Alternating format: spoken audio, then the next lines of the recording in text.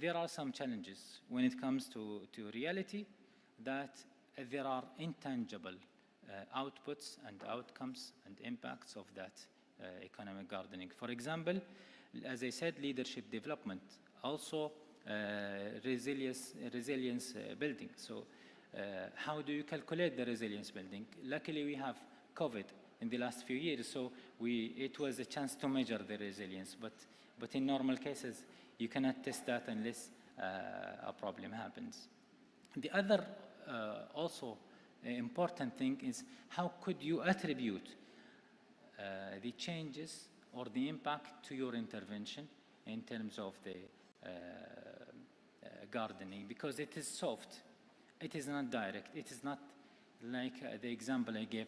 When you have a school, it's clear that its impact, it impacted the literacy level. Whereas in the economic gardening, it applies by nature in multiple internal level, where it makes it difficult. So it is inherent in that concept, the difficulty of attribution. The other also important aspect and difficult thing is that in our project, infrastructure projects, 5 years is enough for us to measure the impact. Whereas in the economic gardening, and in the famous case of Colorado, they monitored the companies for 15 years to be able to measure the impact. So that's another difficult aspect of measuring the change. So the period of time where you can see the impact is quite lengthy. However, I mean, if this is the case, it doesn't mean that we don't have to measure or we cannot measure. We have to do that. And there are some measurement tools that helps you to minimize the noise, if I could say, around the information you gathered. For example, regional economic modeling. If you compare the region to other regions where the intervention happened, that might help you to minimize the noise. This is number one. The use of statistical tool and invest on the impact. Actually, normally large infrastructure project ticket size is large. So when you spend 1% in impact measurement, it's not a fortune. While in economic gardening, you have to give attention that you need to spend more to calculate the impact. It's not that simple and easy. It requires, although the economic gardening, maybe you don't need that large investment, but you need to give more, spend more little bit on the impact measurement. The ROI, return on investment tool that we are used to, again, it's difficult to be used here. So, I mean, in our case and experience, we couldn't do it. It wasn't possible in the case that I gave, and also in other cases. So we used to just to calculate the direct impact and try not to use the traditional return on investment methods that we are used to use in the infrastructure projects. Does that mean that we need to stop measuring? As I said, no. We need to do it, but we have to understand the accuracy, accept the accuracy level, and to accept the cost there. We have to do that not only for funding purposes, but also to refining our programs. And I will quote here the founder of that notion also accept that and admit that it's quite difficult to capture and measure the impact of the economic gardening. He said, Chris mentioned that, says that economic gardening is about making the visible, the invisible visible, and measuring less obvious. So measurable less obvious. So I think since the founder has mentioned that, we have to accept that point and do our best and accept the data we have. Thank you very much. Thank you very much, Engineer. A round of applause, ladies and gentlemen. Our next speaker will be Mr. Raed. Can you please join us to the podium for your session?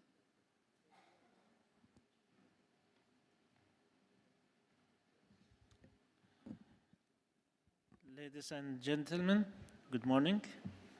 It's my pleasure to introduce, no, I think this is the wrong presentation.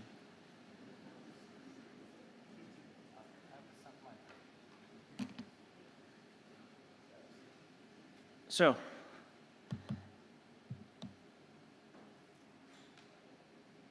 first of all, I would like to thank Development Bank and for this opportunity to introduce Musandam Global Investment Company as an example of a partnership between Oman Chamber of Commerce, Development Bank to create economic gardening ecosystem in Oman as a pilot project. So, as a company, I don't know whether you will be able to bring the presentation or not. Okay. So this company, so we are going to do the presentation or no? Okay.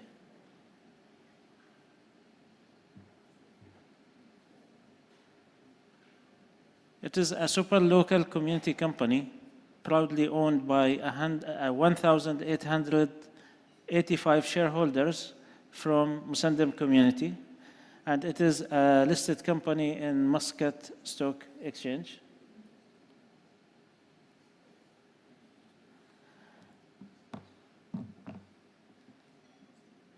The focus of the company to be a strategic partner to the government for business development and investment in Musandam area, and its role extends to developing strategic projects and facilitating foreign investment partnerships, enhancing economic growth in Musandam and across Oman. The company specializes in construction, infrastructure projects in Musandam. Also, the company committed to excellence through best practices, innovation, and technological advancement. It applies highest standards of ethical conduct, Sharia compliance, and environmental sustainability in every aspect of its operation. If we look to the logo of the company, and this is important to show that it's a simple about a butterfly effect theory. And we are guided by the Blue Ocean strategy as a strong commitment to not to compete with the local enterprises and to grow it within our integrated ecosystem. This is the existing subsidiaries and investments which we have in the last 2 years. So we are in the construction, aquaculture, manufacturing, and many other sectors. This is other divisions that we have. Before 2 months, we signed an MOU with the Development Bank and Chamber of Commerce. And here I am wearing 2 hats. I am the chairman of the Chamber of Commerce in Musandam and also the chairman of Musandam Global Investment, okay? The 3 entities collaborating together to create the economic gardening in Musandam, the Chamber of Commerce providing the training, certification, and upscaling the skills of the entrepreneurs and these SMEs, the bank providing special financing programs, and the company providing the opportunities to these SMEs. I will go back to my colleague Nasser and what he was talking about, the measurement of the impacts of the economic gardening. So as a company, we were focusing into creating AI agents across all our companies. And as an example, for construction, the construction subsidiary, we are developing an AI agent called MCTS AI agent. So this AI agent covering the whole life of the project. And in terms of economic gardening, there is a sub-agent for economic gardening, which will do these things in terms of capacity building and skill development. So we will have training programs. The AI agent will coordinate it with the Chamber of Commerce, the qualification services, the skill development, the access to financing, and the role of the AI agent on it. It will prepare the financial profiles that we will share it later on with Development Bank to support the financing applications of these SMEs working with us. The market insights and opportunity creation that we are targeting, and also we are creating it through our supply chain. Networking and collaboration between our suppliers and also our subcontractors, and also with the wider network of the Chamber of Commerce. And the impact of tracking and reporting through technology, we will have very precise tracking for the impact of whatever financing and projects that we are doing in terms of economic gardening.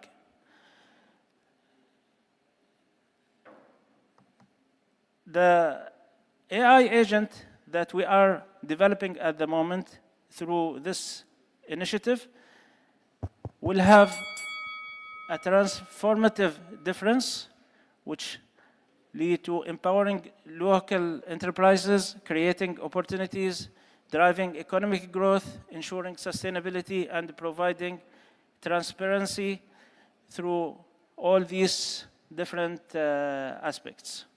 Thank you very much. Thank you very much. And now for our last presenter, CEO of Development Bank, Mr. Hussein Al-Lawati. Kindly join us towards the podium. Thank you. Assalamu alaikum. Do I have my presentation or no? Yeah? My room? Okay. Thank you, everyone, for joining us for this session. Thank you, Durait, for joining all the way despite your busy schedule. I was happy to see you here. Well, I think economic gardening is something was happening in the past. It was scattered in different initiatives. Dave, who is the moderator today, last year he introduced this to our mind, that there needs to be development banks, particularly our bank, cannot be only focusing on funding. The funding is one element of development banks. We cannot just shy away from our responsibility or social responsibility or economic responsibility just by saying that we are funding this project. I think being a government-owned entity, we need to do much more than just doing funding. We just wanted to explain what's economic gardening. I think there was a lot of confusion. Some people were linking economic gardening to actual gardening. So I think it's my role to explain. Economic gardening it came from a concept where at some point of time in one of the states of US, a small city where completely many thousands of people are working in one large multinational entity. And that multinational entity decided to exit that region, that country, or that city, whatever it is. So as soon as that company closed down, exited, what happened that thousands of people from that particular city or from that village, or can't remember the story exactly, they became jobless. And we talk about a single person jobless, maybe how many families, how many members were struggling, and that was created a big social challenge for that particular city or village. That's where the economic gardening started, and the people over the region started. That is, how can we create complete, proper economic empowerment within the city without only 100% depending from the people and investments coming from outside. Although Oman currently is focusing to have the FDIs coming in, but it's very important to have the self-sufficiency, develop things within, because Oman has that kind of infrastructure. We have been blessed by God, we have the resources, we have the infrastructure. We just need to leverage on it as much as possible. We are not shying away from the FDIs, but we definitely need to do something within the country. So that's, in short, what's economic gardening concept and how it started. Now, I think the question was, we've been asked earlier also by the media and some other people, that is, why Musandam? Why did you start with Musandam? I'll be very transparent. It was the easiest for us because Musandam has it ticks all the boxes required for kicking off such kind of projects. Number of population was less. There is some issues and challenges on the infrastructure of the border, so people struggle to come in out of the city because of it comes in between another border. It's rich with its resources, one of the state-of-art cities or the areas for tourism attractive. Government has put a complete industrial area in Musandam. That was making us the best place to have our project, our pilot project to kick off. Of course, what made it much easier was having Musandam Global as a partner, and the OCCI, the chairman of OCCI, Mr. Raid, was very instrumental and supportive to kick off this project. In fact, what happened that Mr. Raid and the OCCI have thought of the concept maybe before we come to the concept, we come to the picture, and it was the best alignment we could do, the concept of when we branded as economic gardening and the initiative what they had, so it was the right collaboration together. That's why the Musandam came in the picture. It has it's ticking all the boxes required for any economic gardening concept to kick off. These numbers, I think, are giving us some optimistic approach.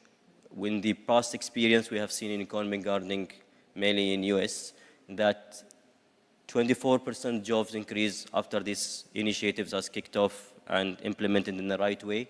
35% of the sales increase, revenue increased by 20% more than what they used to be before entering this program. Capital investment increased, and beside that, the resilience and basically the survival rate of 80% more compared to the companies or the entities who did not get into private. Now, I'm sure some of you will be saying that there might be some, I wouldn't say failure, but I would say non-successful stories are there. We chose we at Development Bank, actually, we try to see if it's worked somewhere, why not in Oman? Why not is with us? So that's where the concept started. We know that a lot of other initiatives kicked off in the region, maybe outside Oman, but we thought, although all these initiatives maybe didn't do well, but we have a strong belief that with the level of collaboration and the infrastructure we have, we could make this program successful. And we couldn't find a better partner than the Musandam Global and OCCI to kick off this project with. Well, these are the goals. It's when we're looking at at the end of the program and what we aim from the program. What we wanted to build the demand in Musandam. I want to emphasize that when we say job creation, we are not talking about only localization. I think some of the regions, Musandam might be one of them, we need more population there. And when you have more population, the infrastructure demand will automatically come, and it will create a demand on different industries, different sectors. So the program is to make sure that the people within Musandam understand the opportunities lies in the city, and the opportunities are outside Musandam. They would be networking with their peers outside the region, outside the country. They would be knowing that what are the latest technology can be implemented, what are the latest accounting, financial systems, financial disciplines were required for the lenders and investors too will be looking at it. So eventually tomorrow when they are coming for a larger scale, they would be easily bankable. I think Musandam Global is supporting by being the largest infrastructure company in the region. They will be supporting in providing the kickoff opportunities on some sort of an off-tech to these companies to at least come into the program and have this. I'm with you. Just a final slide. This is nothing except some facts about the bank. Last year was, I have my colleagues here, Hamad, Ali, Khamis. I think for this 2024, in terms of the growth, was one of the highest growth, if you confirm. $600 million of loans has been approved during 12 months. It was remarkable for the bank, and it was well diversified. I think us as a development bank would be one of the only banks in the country that our concentration is not in Muscat city. Although, yes, Muscat remains the highest, has the highest basically share of our loan book. But I think if we look at the diagram, how our portfolio is structured, you will find us having a good market share in different regions within the Sultanate. So out of this $600 million, I would say less than 20% only was for Muscat as a capital, or rest was well diversified on the other 10 governors. That's all from my side, and I'm looking forward for your questions in case you have. Thank you very much. Very much, Mr. Hussein. Now over to our moderator. Are we live? Yes. First of all, thank you very much for coming along to this morning's session. It's great to see a full room on day 2. And I also congratulate the 4 presenters that we've got on the stage this morning. 4 outstanding presentations. Thank you very much. I'm going to dive straight in with Dr. Rajneesh. I must say the numbers that you gave in that presentation were mind-boggling. When you referred to 62 million micro, small, and medium-sized enterprises, to put that in context here in country, we have about 260,000, and you're dealing with 92 million. Those 92 million, from what I understand, employ about 17% of India's workforce and account for about 45% of your exports. Now, my question to you is, given the size of that portfolio, what shapes your understanding of the needs and wants of the micro, small, and medium-sized enterprises that you serve? Yeah, thank you, Dave. In fact, we all know India is a diverse country, and taking care for the expectations of 62 million micro, small, and medium enterprises, it's a daunting task. But what we do in India is we create institutional mechanisms for taking the feedback from the MSMEs. We have 3 core institutions through which we get the feedback. The first is India being a federal country. We have more than 30 states and union territories. And all these micro, small, and medium enterprises, they are actually located in the states and the union territories.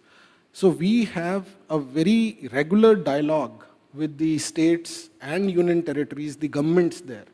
And we take that feedback from the concerned states and union territories because we believe that one-size-fits-all policy cannot cater to the requirement of 62 million MSMEs. So that is the one institutional mechanism we have.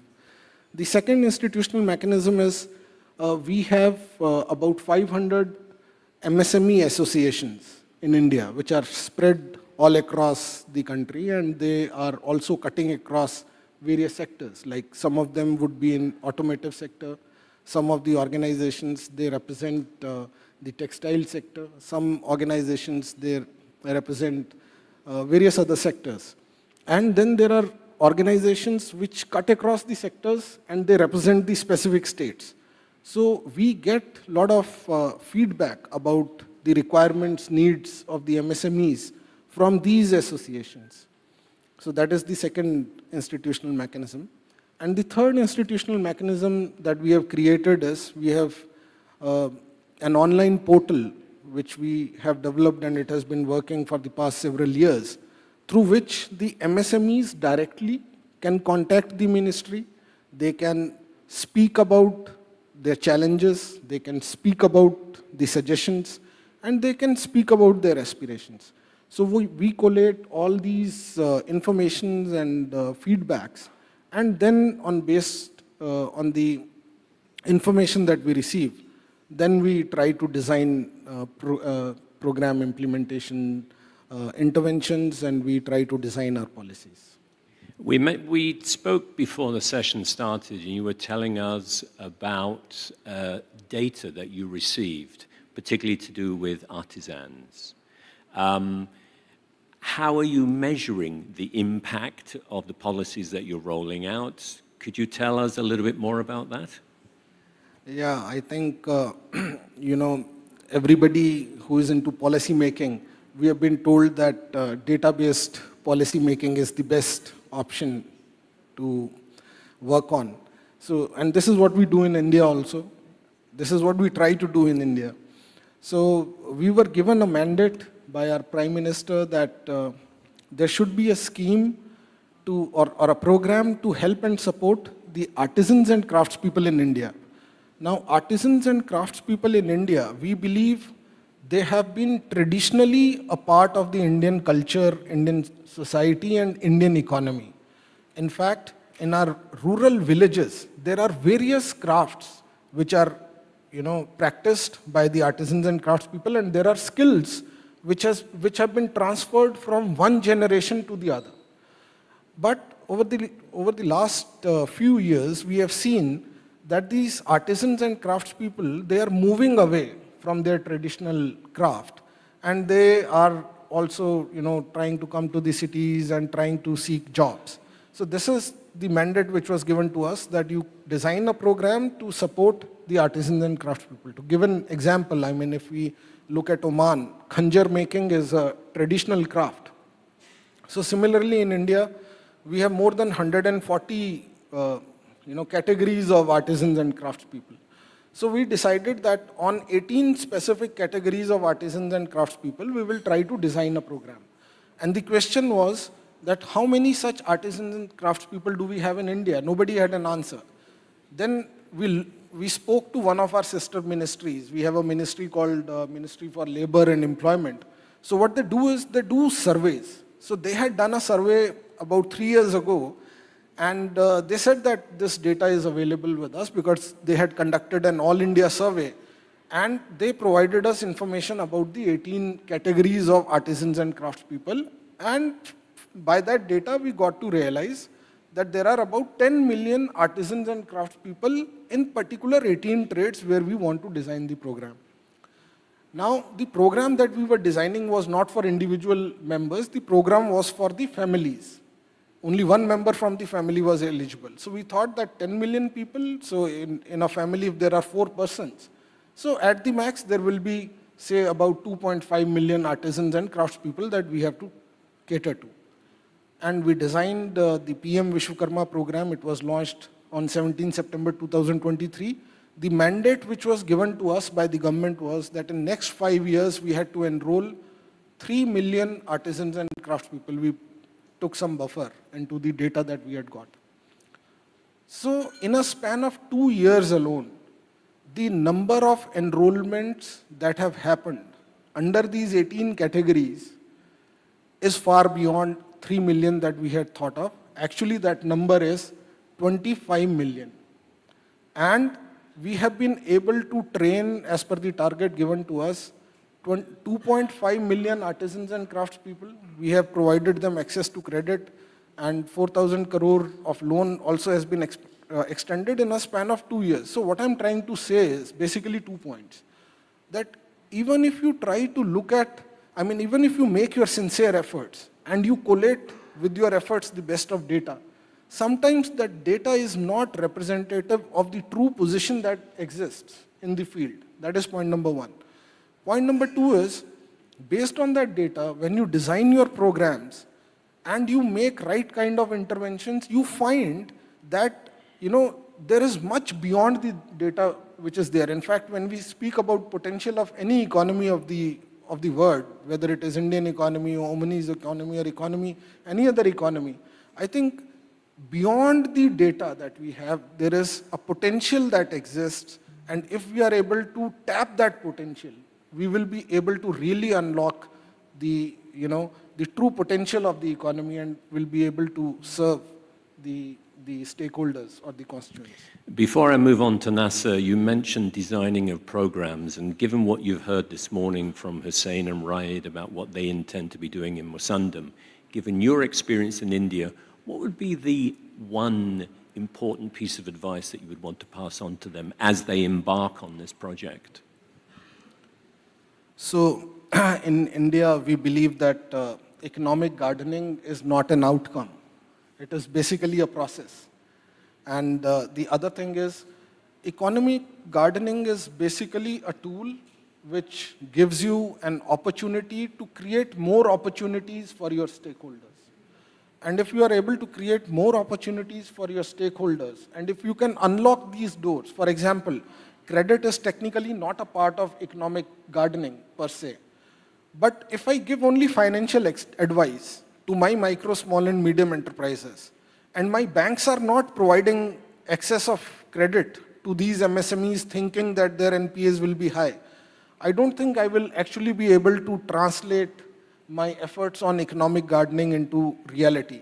So I think it is the real purpose of economic gardening is to show you a pathway, and at the same time the government takes decisions and create right kind of ecosystem so that the stakeholders are able to reap the true benefits. Thank you. Thank you. Nasser, Saudi Development Fund, working in 90 plus countries around the world, you bring a unique international perspective to this morning's discussions. Impact. When you're evaluating the infrastructure projects that you are involved in, what are the key metrics that you're using to evaluate the success of those projects? Well, in economic gardening, it's context specific actually. It is really different between projects. When we have a project, for example, in Pakistan, where we use different data from the project from Uzbekistan that I mentioned. But the core behind it is that you need to, first of all, you need to go to gather your data and don't rely on the data. I will go touch on the doctor's point that when you start designing the program, because that's the baseline when you calculate the impact, don't rely, take the government data, whatever available data, but go and validate that because of this level of business and this kind of companies, usually the government data are not accurate. So go and validate the data to get the right baseline, number one. Number two, it's good to be clear in what data that you could collect accurately and easily. So we always hope to calculate the impact as we hope, but when it comes to reality, that accurate numbers or that we hope are expensive to have. If you are doing large surveys at the end of the beginning, at the beginning and at the end, and you compare these surveys, it's not always accurate results that you have. So as in short, I would say it is context specific. The data is an issue, so it limits your ability on the metrics, the impact metrics design. In the what we call it in the development with the logical framework in the infrastructure projects, it's always 1 or 2 pages. When it comes to economic gardening, it went for 7, 8 pages. So when you ask me this question about infrastructure development projects, I would easily mention that we use this. But in economic gardening, I think it's quite difficult. And the problem is that the literature is limited there. So even there is no empirical studies, there is no empirical data that gives you successes in impact evaluation. The only case, a viable case, is Florida, and that's also go back to the time period that needs to be monitored. So 15 years is not a short period of time to calculate the impact. So that's the nature of that development tool, actually. The micro, small, and medium-sized enterprises that work on the infrastructure projects that you're involved in, how often, after a project has been completed, how often do you go back to that project to see how they've evolved, how they've moved on, what progress they've made, what skills they've picked up, what new work they've picked up? Well, actually 2 things. Before going to that, I think it's important to mention, after you validate the data, when you start your program, it's important to come and be close to them in the middle. You might need to tweak some important things in the mid of the way, because in this, usually economic gardening is always viable in small communities, in rural areas, for us at least. So in these areas, changes are quick, and but luckily is visible. So you need to be there and try to maintain and tweak your program all the way. So we have to be there within implementation, always reviewing mid-yearly the progress and the results. Have you got an example of that, perhaps from your project in Uzbekistan? I would go for the Pakistan project. It was designed by in cooperation with the United Nations, UNDP. This program helped farmers to increase the value of their yield. So instead of selling within their villages, some training programs and access to markets has been done to help them to sell in better prices. And this opens up an opportunity because new markets and increases the yield. So this is an example that might give how do we intervene and calculate. So we came with the United Nations, with the local government. We gave them the targets, and we kept following up with them. And we calculated the yield of those small farmers before and the mid and after. Also, we calculated the job creation, because we although focus on farmers, but we created job in transportation. That's what actually happened, kind of a ripple effect as well. So this is an example of another example in economic gardening. My last question for you is how I finished with Dr. Rajneesh too. If you were to give the gentleman sat to your right a piece of advice about how they roll out their project in Musandam, and given the experience that you've had, what would that advice be? Well, number one, I mean, not criticizing the government data, just not to be misunderstood, but that's the nature of that level of companies, that you need to validate the data. So that is number one. And luckily, we, as I said, we are working in small communities. So in these small communities, it is easy to recalculate and validate. And the second advice is listen to people and be close to the businesses. And I believe you are, as a Chamber of Commerce, Chairman of Chamber of Commerce. You are at the right, exactly the right, I think, position.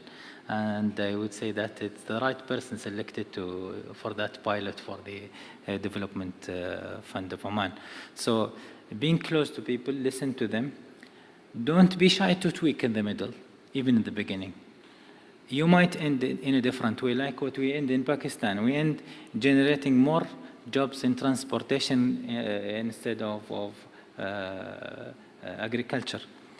But the result was the impact that we intended to do, although not exactly the objective of the project, but it happened as a result of it. So keep following up and be flexible. That's, I think, the important advice for this kind of project, that if I could say. Thank you. To pick up on something that Nasser just said about listening. Now, Raed, you are the chairman of a community-led company.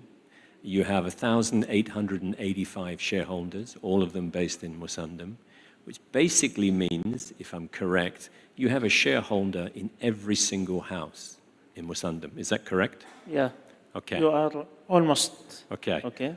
From a listening perspective, how do they shape, how do those 1,885 people shape what you do?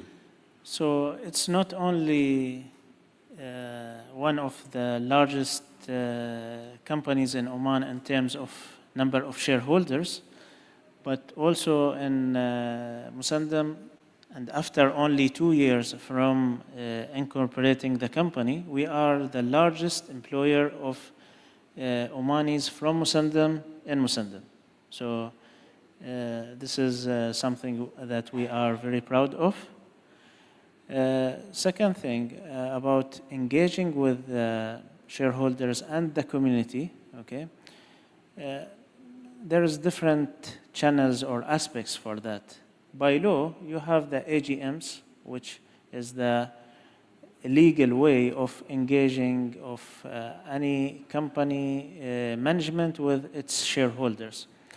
But in our case, it's more than this. We are part of the community, and also part of our shareholders are our employees, our suppliers, our subcontractors, and in some cases, some of our customers. So we have many kind of engagements. Some focus group meetings happened from time to time related to specific projects, related to specific sites because of the nature or the location of that project. And we are not just limited to one sector. We are very open to all the sectors, but with a milestone, because we cannot do everything on the same time. So every year we are developing one sector or two sectors. We are identifying specific business opportunities, getting right incentives for it, and licenses, and after that we approach potential investors to come and join us, and we take the project forward. I was intrigued to see in your presentation, you were talking about the butterfly effect theory, where a small change can result in a large change, if that makes sense. Correct. How is this shaping the philosophy of what you do? I think everybody's familiar with this theory, and we thought about it when we started thinking about this company. Always I am saying that we have a story to tell and a journey to share. So the logo of the company represents the butterfly effect, and we see, or our goal, that these projects that we are creating will have a wider effect economically and socially in Musandam and abroad. And At the moment, we could see that we are starting one project, but it creates an ecosystem around it. So always we are thinking about how we create other related projects and integrated projects with this main project, and how to integrate other SMEs and other companies into it, and how we are going to create more jobs, and how we are going to implement new innovations and new technologies, how to be a blueprint in our businesses. I'm conscious of time, and I've one more question, then I want to move on to Hussein. The economic gardening project that you're about to embark upon, what are you looking to achieve? It's for me or for Hussein? It's for you, right? Okay. So, economic gardening is not our goal, but it is one of our tools to achieve our goals. What is the goal? As Hussein explained in his presentation, Musandam is a virgin area. There is a big potential for a lot of new investments and projects to be developed there. And also there is a big allocated government budgets for new infrastructure and development projects. So how to create an ICV and how to develop a local economy, how to create sustainable jobs, and how to create an anchor enterprise for the local community to create value to them. When we started the idea of this company, the main reason was we don't have one big enterprise in the region. All what we have are very small companies scattered over different sectors, and we don't have a market leader. So now we created this market leader. Anyone who don't have the capacity to start his own business, he could come as a shareholder, as an investor into this company. Whoever have the capacity to start his own small and medium business could have an opportunity to work into its ecosystem. Job seekers could come and seek training, internship, and jobs. And in the end of the day, it is the people company, and it is their investment, and we are creating the value inside the region for them. Thank you. Hussein, again, I am conscious of time. But before I ask you the question, I'm going to bang the drum for the development bank and read out some figures that you alluded to and you were presenting in your presentation earlier on. Total financing in 2024, up by 84%. Lending to SMEs, up 64.8%. Lending to micro businesses, up nearly 12%. I salute you.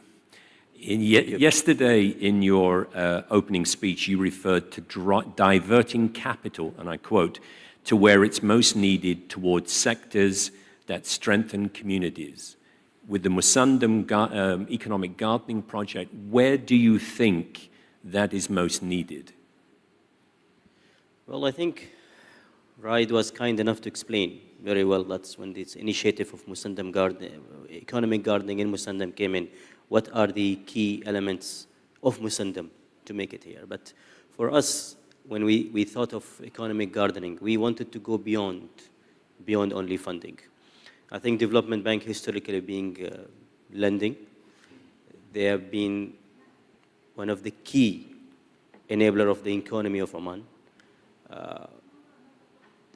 What is needed now is now to start measuring what impact is this funding which is going to each and every entrepreneur, to the SMEs and to the entrepreneurs? How are we able to basically measure it, and how can we basically say that we are not just a lender, we are impactful organization who's delivering an impact to the economy, into the society and the community? Now with this economic gardening, it's connecting us to that. The economic gardening, usually most of the companies are within the region. Those are the companies who have been within the same area. They work for living. They develop the community. They are part of community. They live within the community. They feel the community, and they actually live for the community up to that level. So we felt that the economic gardening come in, that when we are diluting our capital and funding to such kind of initiatives and funding, this will give us the final outcome of actually the economic empowerment, not only lending for XYZ reason. I know that the bank has looked beyond financial indicators and the kind of impact that you're having, not just in Musandam, but nationwide, ranging from food security issues, foreign direct investment, environmental sustainability. What are you looking beyond the finance? What are you looking to achieve in Musandam? So, beyond financing, again, what are others? For us, historically, the tool of measurement of our KPIs and the performance was how much loans we lent, how much profit we made. I think that was the normal any bank would do. That is, what is your, what are your tools, what are your ratios, and at the end of the day, what you are doing bottom line. But I don't think that what is expected from a development bank. The issue is how to reach to the data, how to arrive to the data which we will be able to measure what is the impact are we doing. So for us, what impact we want to do, we want to make sure the region is sustainable, the region has enough population for growth, has good job opportunities for everyone to come into the region and to the locals. The region is self-sufficient, be able to generate its needs, not at a survival level only, also at a level that they can self-sufficient and also be able to attract other markets. We should be able to use our funding going to those communities who will be able to be a role model also for the other regions, because coming into the Musandam as a specific, as I told you, it was the best place for us to start with because of the infrastructure opportunities and what are coming. But then that will be a model which we reflect and learn from to start replicating, because we have 11 different governors in Oman. Muscat capital, maybe he's in the matured level, but then we have another 9 plus Musandam for us to have the similar impact on it. So what we want to arrive is what is our actual impact? Did we manage to create jobs with this funding, with this program? Did we manage to have the identity of the capture opportunities? Did we manage to enhance the level of maturity of the business? And the main important thing, I'm still reporting the economic empowerment. Did we manage to create that economic empowerment within every region? It's not necessarily to every time you go and create jobs for the survival. We want to, as a country who has been blessed by God with a lot of natural resources, I think we should be into a level to go beyond survival. We should go to the economic empowerment level as a country, as Oman. My final question to you, and if you could give me an answer in 20 seconds. If you and I met in 5 years' time, and I asked you about the economic gardening project that you're about to roll out, what would success look, or what will success look like to you? Well, I think for me, if I managed to I was a part of bringing Musandam, getting out of its current challenges. We managed to have their population reach to with the level anticipated by the government. We managed to have minimized the local of job seekers, the ratio of the job seekers in Musandam. We managed to have incremental contribution to Musandams to the GDP. We managed to make Musandam as as the hub, how the government is looking at it, I would celebrate as part of the thing. Maybe the economic government will not be the instrument or the tool who managed Musandam to reach that, but I'm very much confident that the economic government will be one of the tools who contributed to Musandam to arrive where it's supposed to be arriving. Thank you. Look, I realize that we're now biting into. Nasser, you wanted to come in on that? I want to touch on the rights point also, Hussein. I think we talk about job creation, revenue, but we did not speak about the value creation that you mentioned. And I think this is also a calculatable figure. When you compare revenues to the mid-cost, you can easily get this value added. And this is one of the most important things, I think, by taking any startup to the second stage SMEs, then to a stable SMEs. There is a huge, I think, value creation is done to the economy through that, and it is important to capture. And I believe that would be very important and amazing number that you will achieve if you are able to calculate. Probably it is captured through the GDP contribution, but in terms of value creation, I think on your project or on the Musandam situation, there will be a huge value creation. I think it's worth it to be captured. Thank you, Dave. Thank you. Look, I realize that we're now 10 minutes over time, so I'm not going to take any questions from the floor because we've already bitten into the next panel's time. But ladies and gentlemen, will you please join me in a round of applause for our panelists? Thank you.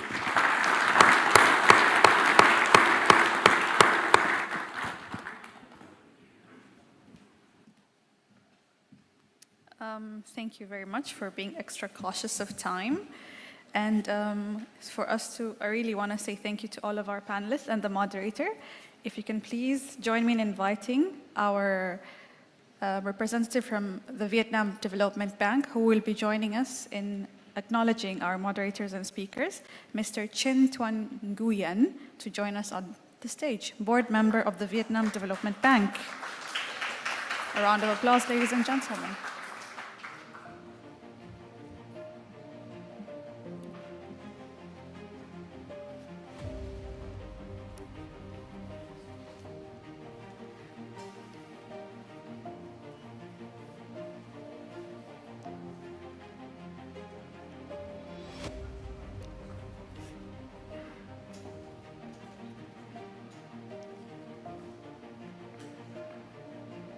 All right, starting off with our first candidate, our lovely moderator, Mr. Dave Pender. A round of applause, ladies and gentlemen.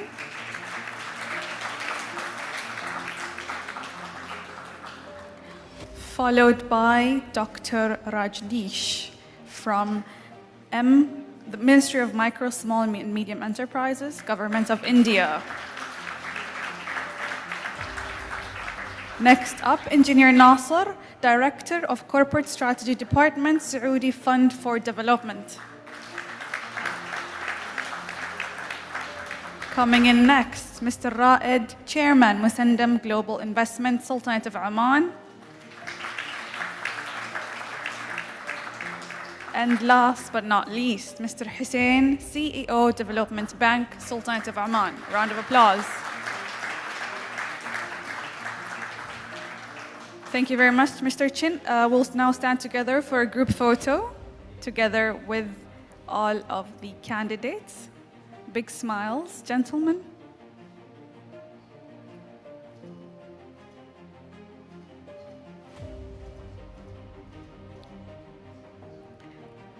All right, a round of applause, ladies and gentlemen.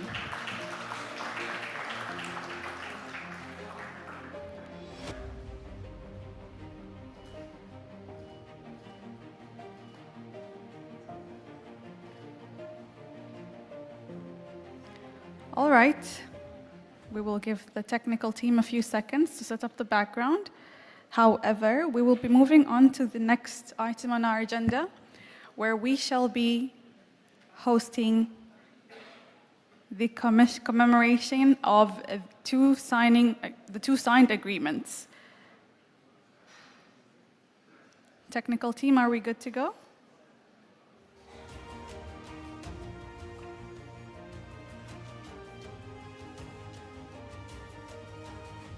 All right, excellent. We shall now be having the ceremony for the Memorandum of Agreement.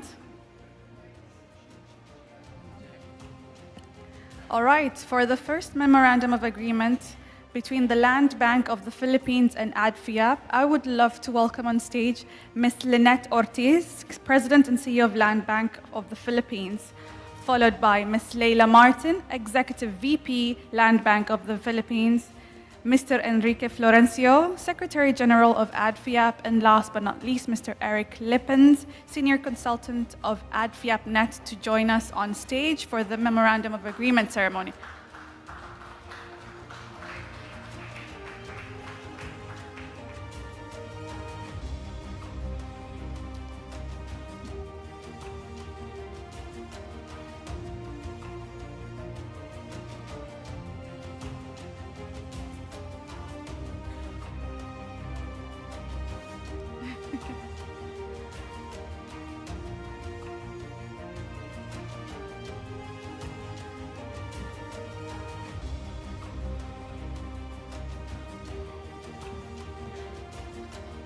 A round of applause, ladies and gentlemen, for our first Memorandum of Agreement.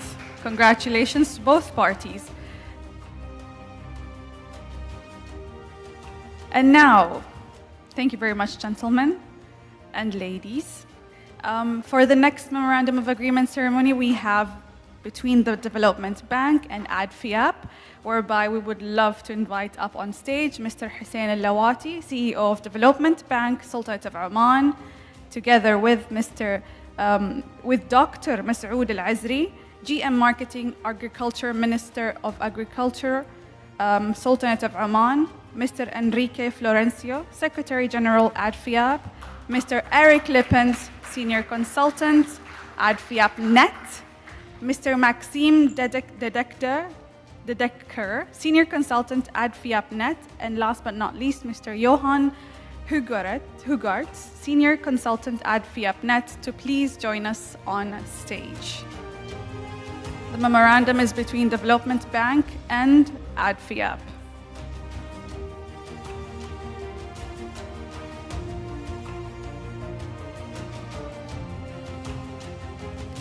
We have Mr. Hussein, Dr. Masoud, Mr. Enrique, Mr. Eric, Mr. Maxime, and also Mr. Johan.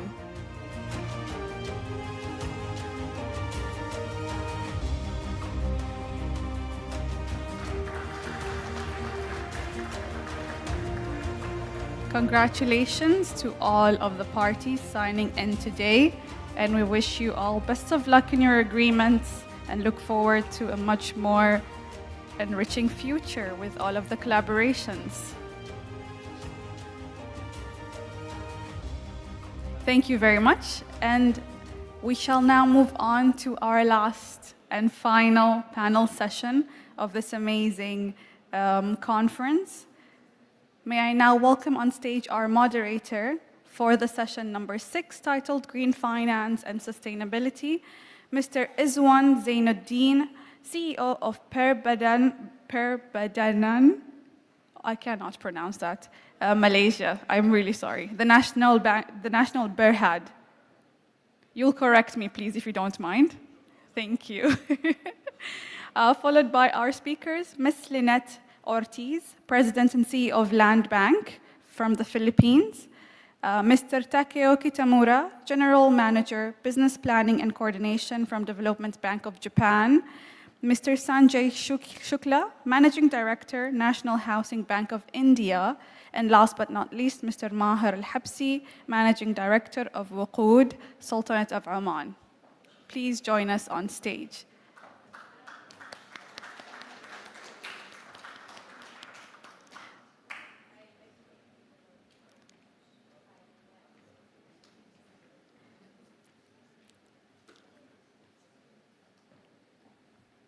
For time purposes, each of the presenters will be joining us for the presentations, and we shall have the panel session after 8 minutes, and I will be sitting over there to notify you of the timing. Ms. Lynette, when you please join us at the podium.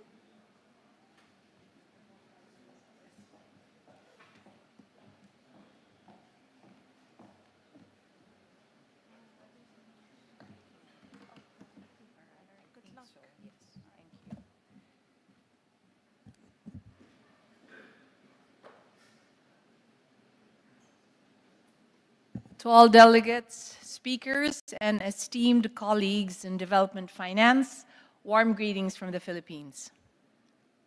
Before we begin, let me introduce the institution which I have the privilege of representing.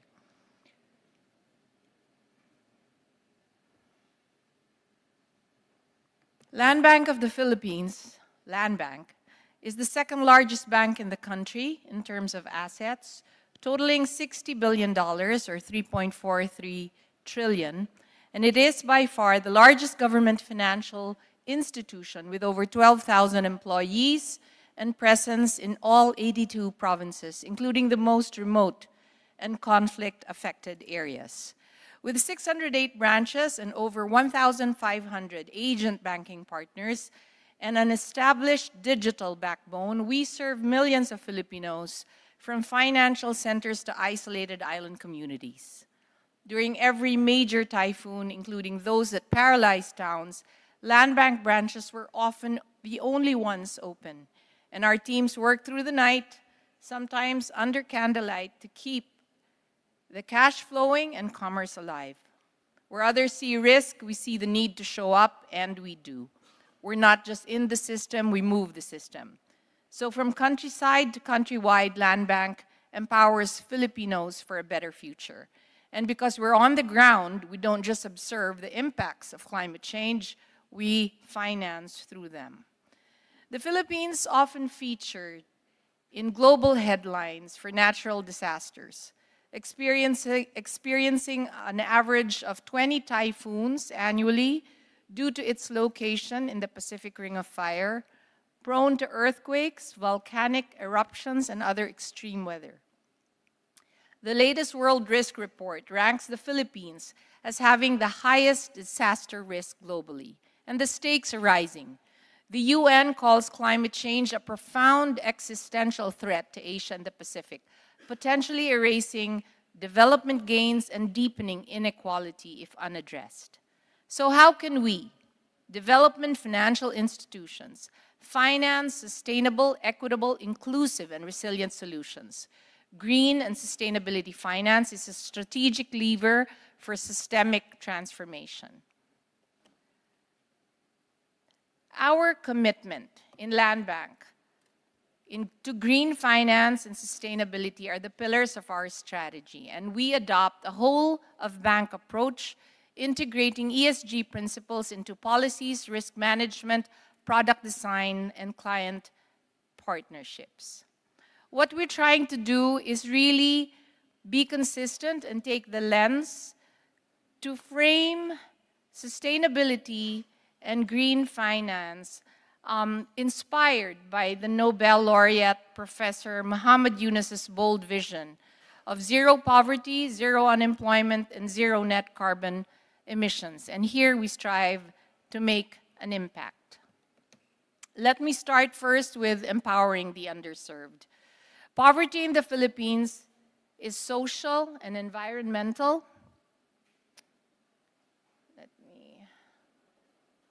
There you go.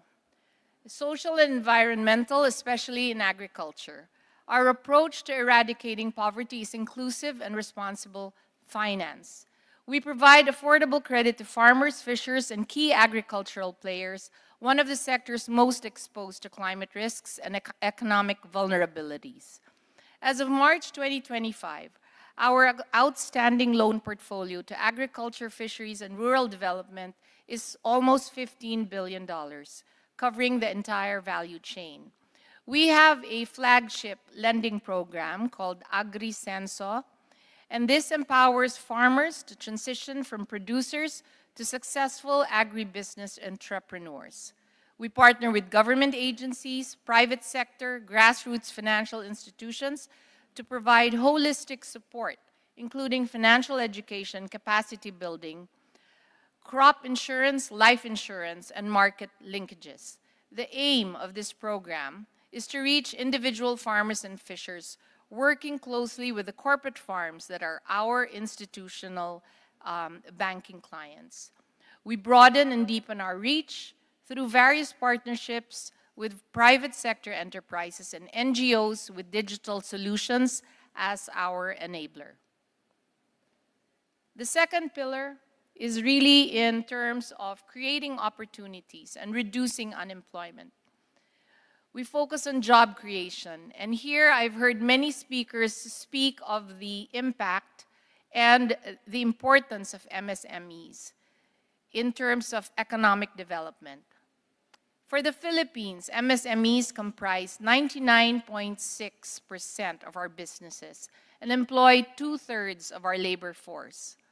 In Land Bank, we provide tailored financing totaling 803 million in outstanding loans as of March 2025, benefiting 5,600 borrowers nationwide.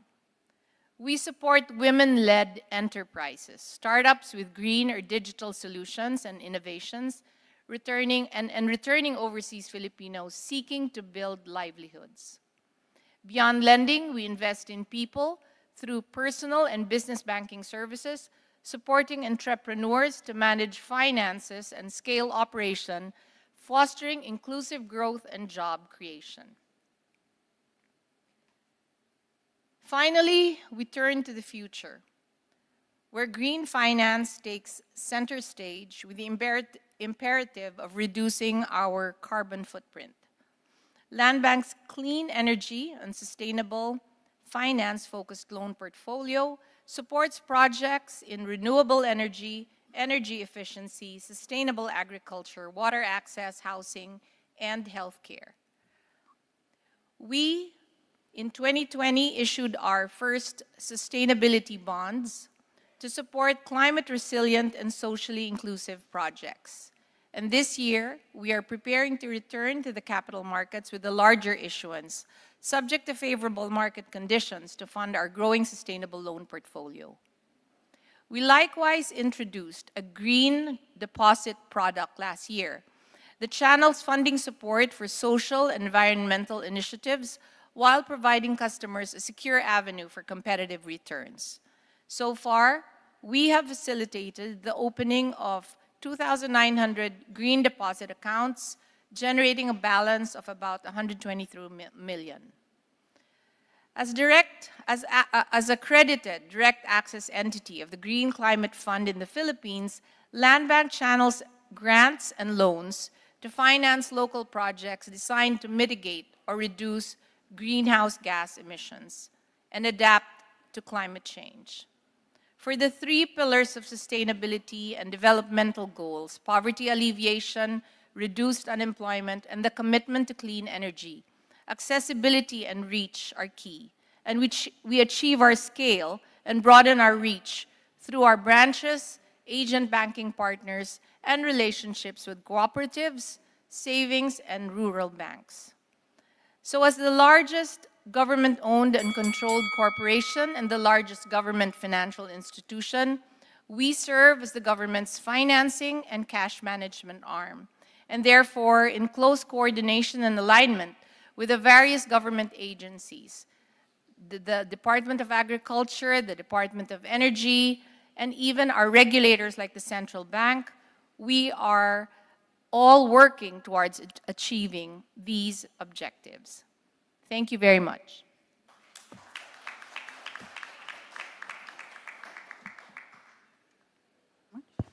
Thank you very much, Ms. Lynette. And next, our next speaker, Mr. Takeo Kitamura, to join us on the podium.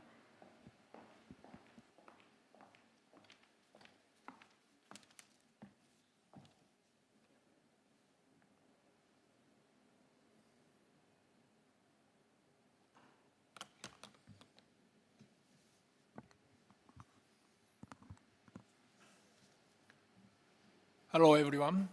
My name is Takeo Kitamura from Development Bank of Japan. First of all, let me express my sincere appreciation for the invitation and providing this opportunity to speak at this prestigious setting and in this beautiful city of Muscat. Today, I will talk a little bit about our activities in the area of green finance and sustainability.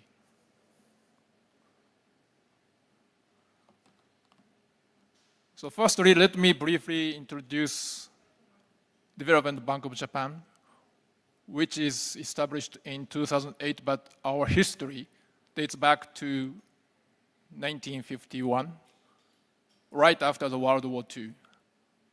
It was originally established as a developmental bank to help revitalize Japanese economy, which had been severely damaged by the World War II. In 2008, it experiences a structural change into corporation as a part of full privatization process initiated by the government. That privatization process is still alive, but the Japanese government changed their policy slightly, so they still owns 100% in our stakes, and some of our funding comes from the government.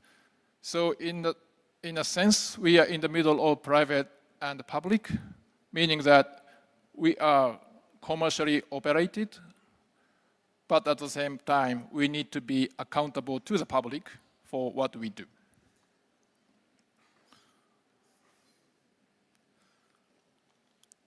So our ultimate mission is to pursue sustainable development for Japan and the world. We set 3 materialities, as you can see here on the left-hand side of this slide. Firstly, the formation of sustainable infrastructure and technical innovation and restructuring of industry. And finally, regional restructuring or regional development utilizing the untapped potential. To that aim, we provide risk capital, loan and equity, and knowledge through our consulting and advisory services.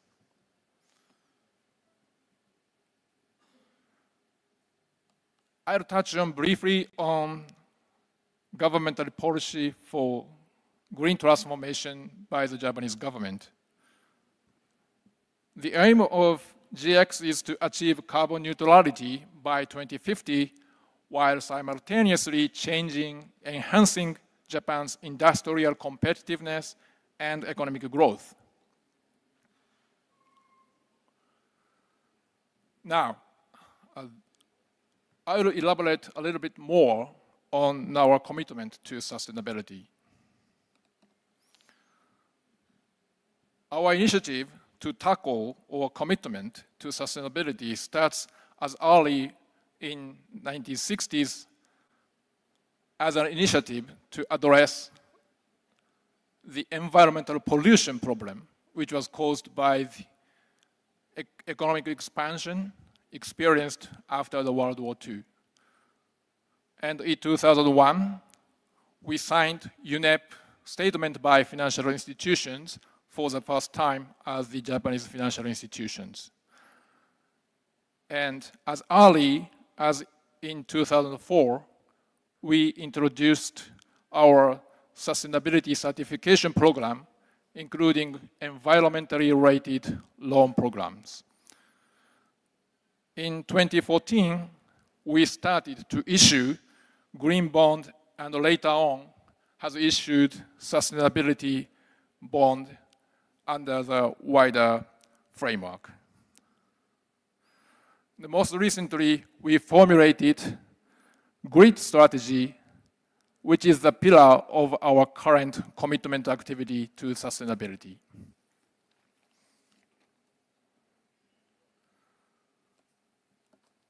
DBJ also established its sustainability and transition bond frameworks and became the first financial institutions in Japan to issue transition bond, highlighting its commitment to sustainable finance.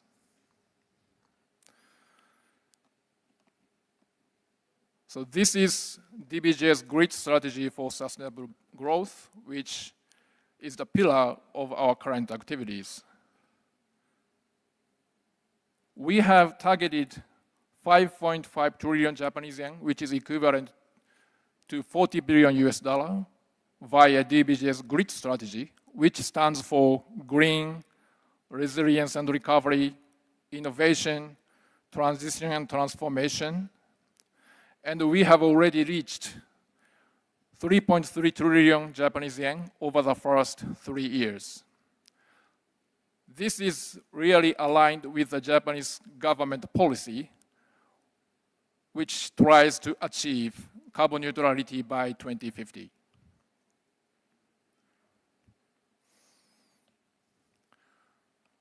So I will explain a little bit about our example cases of our commitment to sustainability. So firstly, in energy sector, DVJ has provided investment and financing to support the mass production of implementation of advanced perovskite solar cells, which is led by the Sekisui Chemical Group. As you may know, the perovskite solar cells, which is lightweighted and the flexible structure of the solar cell, which can be installed on the building walls or on the soft roofs. This technology is critical to the Japanese economy to achieve the carbon neutrality because we are suffering from the lack of the suitable land for further expansion of solar cell, conventional solar cell. And also in real estate sector, we invest in the Zenove project to develop and promote a model for environmental renovation in the real estate industry.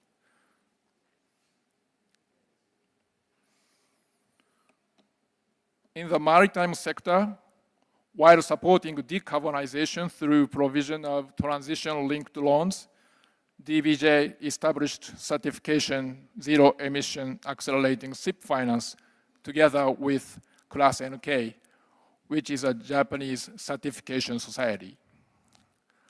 And finally, in the hydrogen sector, which is key to achieve the carbon neutrality, we invest in innovative hydrogen fund and infrastructure projects such as Clean H2 Infra Fund and AP Venture Fund 3, which are basically located in Europe, which is well advanced of Japan in terms of the applying the technology and make the practical cases.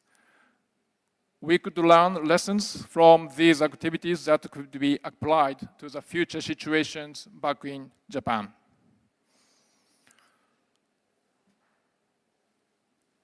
Thank you for your attention, and I look forward to your Q&A session. Thank you very much indeed.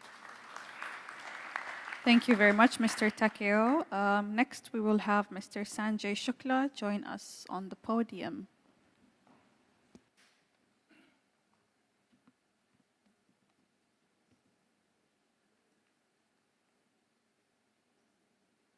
It's not working.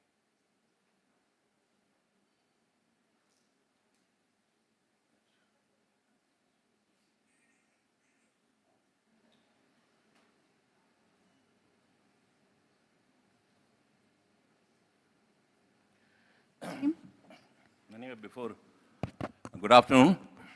It is such a pleasure to be in presence of such an audience. Since there is some issue in the presentation, so I'll start with the sustainable lending practices for green finance initiative for the benefit of the larger audience. Because sustainable lending practices are the financial approach that integrate ESG criteria into lending decision and product development. Today, as we are more socially conscious about the ESG governance, this is leading to development of the financial product, and demand of the such product is also growing. I think now it's working. Yeah. So just from a departure from the previous presentation, I'll introduce myself and my organization at the end of the presentation. In case the time permits, though, I hope, because there are not too many slides are there. So there's an urgent need to balance the planet ecological limits, and there is a lot of work has happened, and in fact, most of the countries, they have also declared that zero net emission by 2050. Most of the banks like ING and all, they also have the net emission zero by 2050 kind of program running. Inclusive green economy, which is only low carbon efficient and clean in production, but also inclusive in consumption and outcome. We, as a housing finance sector, can contribute meaningfully towards achieving the target numbers, because every household which we fund in a country like India, where we have a program of funding about 1 billion houses in the next 5 years. So if each house starts contributing a little bit and takes a baby step, that collective will become a very huge number. Sustainable and green funding requires also mobilization of green deposit, green bonds, and the fund deployment also can be done in green, sustainable, and social sectors. Green is identifiable benefit to environment and the climate through energy efficient building, reduced water and power and energy consumption, and the less pollution. So like in one of the program which I will talk about later in the next slide, we have asked every household to install, we have requested, depending on the financial availability and the availability of the funds, they will also have a small solar power 1 kilowatt or 2 kilowatt kind of in every household. The identification approach is towards positive screening approach.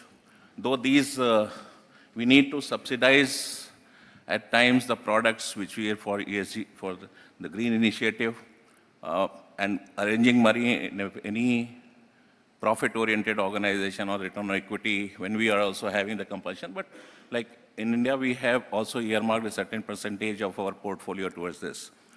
And the appraisal also, we need to have a departure from the traditional appraisal of a more conservative approach, which we are changing.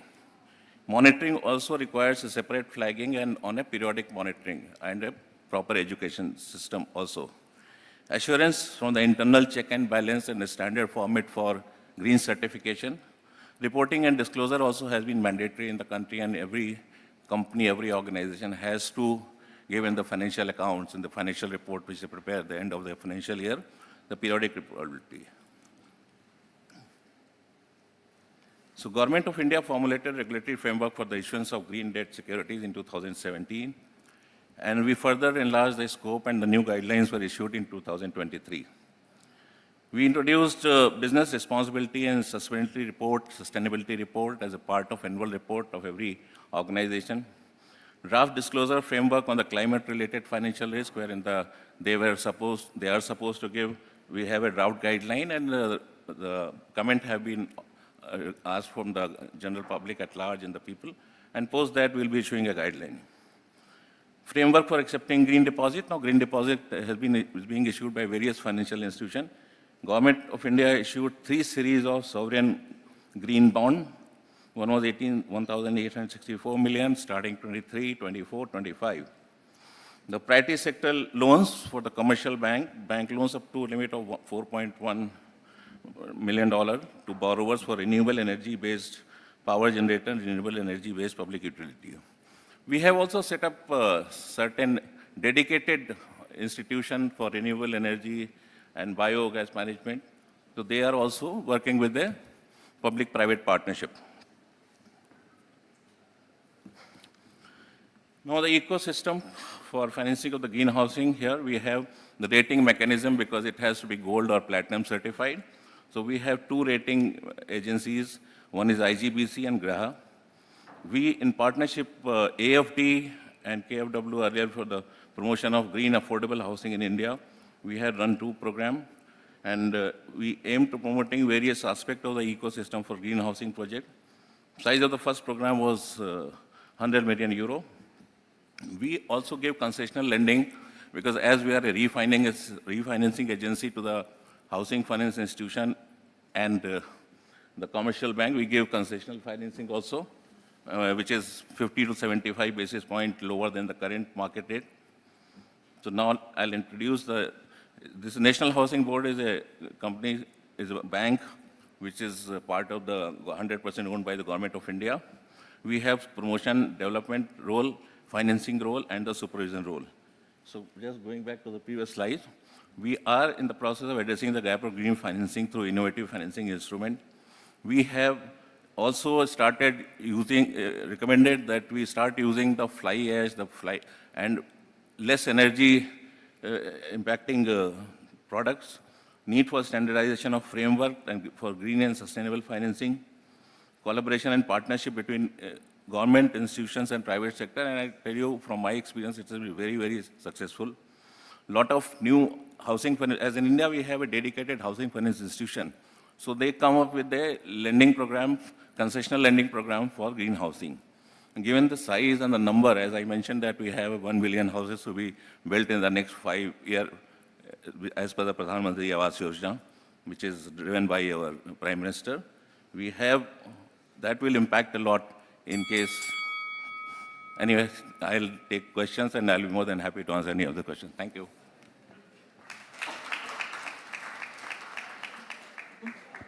Thank you very much. And now on to our final speaker, Mr. Maher, Managing Director of WQOD. You have 8 minutes. For the last 2 days, everyone's talking about SMEs, SMEs. So we are here. We are the SMEs. I will share our story. Thank you. I'm not a banker, so I don't know the language they're talking about. I know the numbers. I know the future. I know what we can do. Really, I know what we can do. I will share a small story from Oman. WQOD. WQOD in Arabic is fuel. So we are the first biodiesel factory in Oman. And believe me, it was not easy to build a biodiesel in a country that the diesel is cheaper than water. Really. So I will start with my presentation. And I choose a name, from a seed to a big tree. And inshallah, this big tree will have more trees and will have a garden. Yes, a garden of success and dreams, renewable energies, a lot of story to tell, inshallah. So what we are doing, first I'll start with a big thanks to my coach, Ihab Al-Haj. Thank you to believe WQOD and to support. A special thanks to Development Bank, Mr. Hussein Al-Lawati. Thank you so much because you believe in WQOD and you support us from beginning. So today, and you can see in these pictures, we have 3 different companies and all talk about climate and reducing the carbon emission. Here, we have 4401, an Omani story, and alhamdulillah, they reached to the sky, capturing carbon. We have X2E, Ihab and John, everything to energy, with a lot of projects. Inshallah, it will be happening in Oman and outside Oman. Biodiesel is something not new in the world, but it is new in this region, especially in GCC. We started the factory, and by coincidence, we started in February 2021, and immediately COVID attack. But alhamdulillah, with the support of Development Bank and a good team, we managed to build this factory in 8 months. It is not easy to build a factory in 8 months. If you are building a house here, it will take you at least 1.5 years.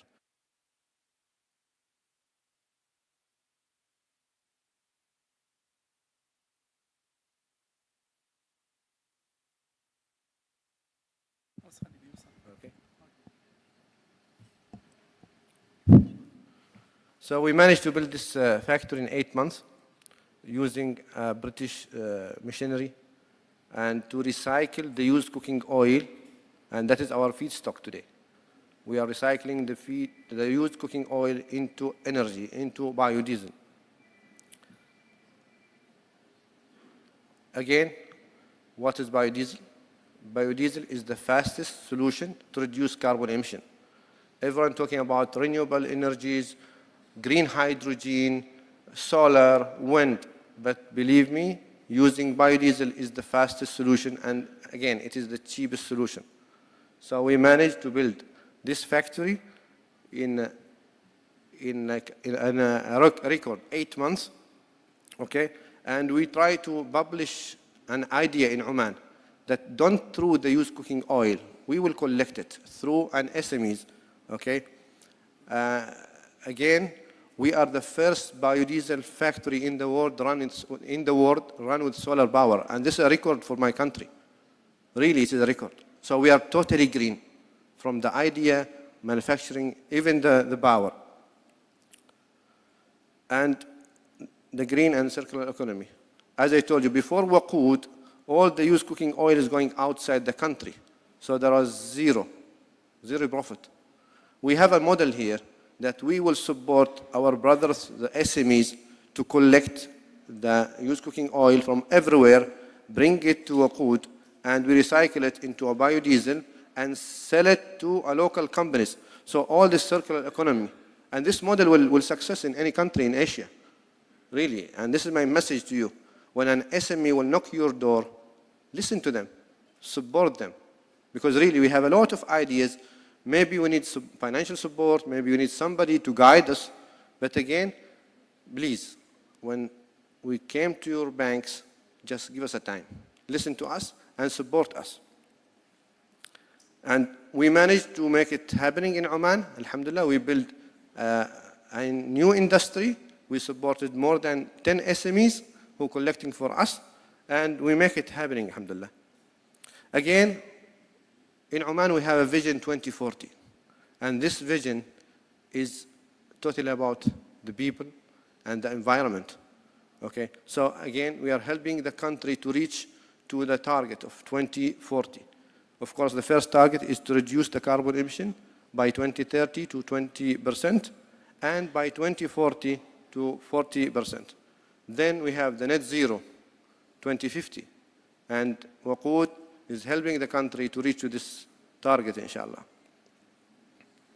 In country value, I told you that we are supporting the society. Today, we are supporting the schools in Oman, teaching the new generation that don't throw the cooking oil. Let's collect it together from the school to the local collector, to WQOD, to the local industry. So we are teaching our kids, okay, how to recycle. Not only the used cooking oil. Today we are talking about biodiesel. Tomorrow we're talking about plastic, glass, cardboard, and a lot of ideas. Waste management is a fortune, is a gold. Just we need to support the ideas and to build the industry. Again, why biodiesel? I think everyone knows that 1 liter of diesel will burn 2.6 kilograms of carbon emission. But biodiesel will burn only 0.1. So we're talking about 93% of carbon emission immediately. And again, we have a high demand, not only to use the biodiesel in the roads. We have the marine, we have also the aviation also, through the SAF, Sustainable Aviation Fuel. So again, once we started, and we have a lot of stories. We are using B7 in Europe. B7 means 7% of biodiesel blended with 93%. In Malaysia and Indonesia, they're using B35, and that is very good. They're reducing the emissions immediately. And here in Oman, we produce one of the best biodiesels, and we tried it. And again, what we need today is some regulation, some support from the government, because I told you in the beginning that the diesel in Oman is cheaper than the water. Okay? So inshallah, that is happening with the support of the government and the Vision 2040. And again, our journey with the Development Bank started 4 years ago, and they support us. And with this support, really, we managed to build our dream. This is our car. Believe me. We are the first Omani SME put their logo in Le Mans car. This is a record to the country. Really. Thank you. We can make it. We can fly. Inshallah, we'll put WQOD logo in the moon in a few years. So, thank you so much.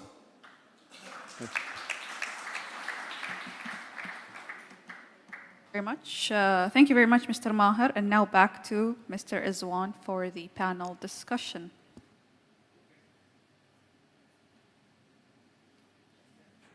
Test. Okay. Thank you, Madam MC.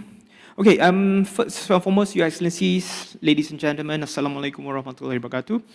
And thank you for the wonderful and concise presentation we have today. In the interest of time, because according to the timing, we should end in 8 minutes. But I would like to have the floor to have an opportunity to ask queries. So I will just quickly go through the questions I have right now. So firstly, of course, we've got 3 financiers and 1 SME here. I think I will direct the first few questions to the financiers, then finally I'll go to you.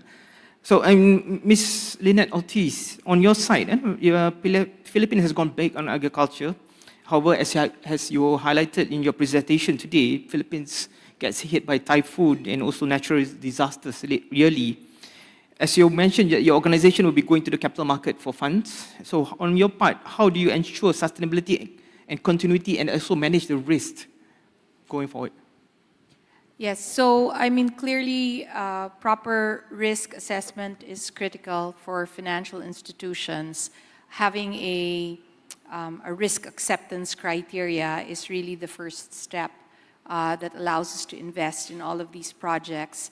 As a government financial institution, we actually have the risk appetite to go for longer duration and as well really be able to embed in our risk policies proper support for government projects and development projects. So it's a mix of really being able to assess the projects properly and as well being able to provide the best terms and conditions that will allow sustainable projects to actually prosper. Thank you, Ms. Ortiz. Mr. Kitamura, on my side, I just wanted, like, your organization have been doing all this green initiative back in the 1960s. So, in your view, what more policymakers can do going forward, and what are they doing already going forward for the next 10, 15, 20 years? So you're asking about the question or to achieve the carbon neutrality? Correct. Okay. So I think we are facing a lot of challenges in introducing the new technologies to achieve the carbon neutralities. And your question is about the governmental role. I think the most important challenge we are faced at this moment is to do the things simultaneously in a coordinated manner. So for example, like hydrogen, we need to look at the demand side, the supply side, or supply chain as a whole, infrastructure. So like production, transportation, storage, and consumptions. So everything needs to be developed simultaneously. The alignment among the important kind of parties will be crucial. So I think there are many things that government can do, but the most importantly, they provide some platform for many or several parties to get together to be have some communications in a coordinated manner to make that happen. So this is something that we have never experienced up to this point. So everything is challenging, but the government is the only party that can do that critical role. Okay, thank you. So I think getting everyone, all the strategic partners to work together is very key in going to achieve whatever needs to be achieved in the future. Okay, for Mr. Sukla, I mean, for the last 2 days, we have been hearing numbers from India are mind-blowing. In your presentation also, NHB provides interest rates concession, one. So what kind of concession that you give? Just if you can share with us. And also, there's one point in your presentation that there's a need of standardized framework in your country. So just wondering who leads that? It relates back to or even what Mr. Kitamura said. National Housing Bank, being the refinancing agency in India, we give refinancing for the onward lending to the retail customer and the wholesale builders. So what we do, we have a different program. Depending on the program, the interest rate, which is subsidized by 100 basis point to 125 bips to the retail borrower. In India, interest rates are pretty high. For a AAA customer, which is a HNI, it ranges about 8.5 to 8.75. So we give 125 basis point, which is a very big number. And since bank are also raising green deposits, so there also the government has also given some concession, and we have been mandated to have a certain percentage of our portfolio also in the green book. And similarly, the regulator also has given concession in terms of by lowering the risk weight, because that also gives incentive to the onward lender to have a more and more asset. So government has been giving these incentives, but because of the tax break, we have been able to raise some deposit. Plus the first program which we conducted with the help of AFD, there the rate of interest were low. So the entire benefit was passed on to the onward. As we are a onward lending agency, a DFI, so we are not here with a profit motive. So we only here to support the sector. I see. Thank you. Thank you. So I think we have heard from previous sessions yesterday, even at a different session in Cambodia, Bali last year, that regulation is a balancing act. That was a word that was used by one presented yesterday, and there should be collaboration.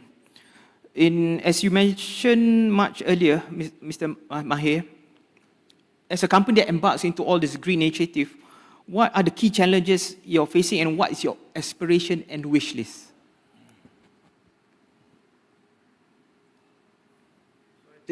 I think the challenges are the same. Okay, what we face in our story as WQOD, that we started the journey earlier. We know very well that the climate change is affecting everything, and all the countries in the world are trying to reduce the carbon emission. For that, we choose this subject, this industry.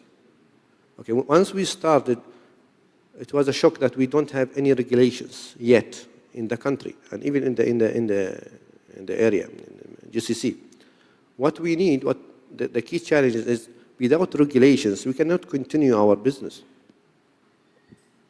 Once we have this, believe me that we will build the full system, we will support the other SMEs, we will hire more people, we will build more factories, and we'll bring income to the country. For us in Oman, Oman have a very great location. Imagine for bunkering only today. We have Salalah port, we have Sahar port. If we build only bunkering, and that is fueling the big ships with biodiesel, for example, we can be a hub in the region. For SAF, Sustainable Aviation Fuel, again, this is not cheap business. To build a factory, you need to spend $400 to $500 million. But we are ready. Once we have the regulations, we have the support from the government, we can continue our journey. Okay. Thank you, Ms. Mahir. I would like to call upon the floor, if you have any questions or queries that you would like to ask the panelists. Yes, we have a question right at the back.